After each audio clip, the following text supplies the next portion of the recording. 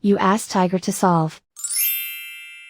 This deals with linear equations with one unknown. The final result is x equals 10. Let's solve it step by step. Simplify the expression.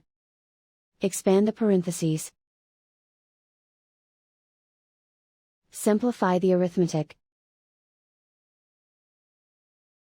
Expand the parentheses. Simplify the arithmetic.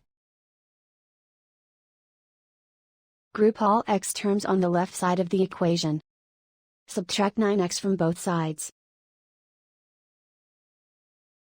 Group like terms. Simplify the arithmetic. Group like terms. Simplify the arithmetic. Group all constants on the right side of the equation. Add 6 to both sides. Simplify the arithmetic.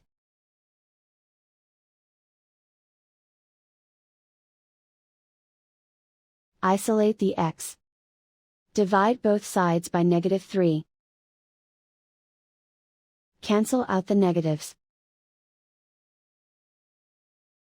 Simplify the fraction. Cancel out the negatives.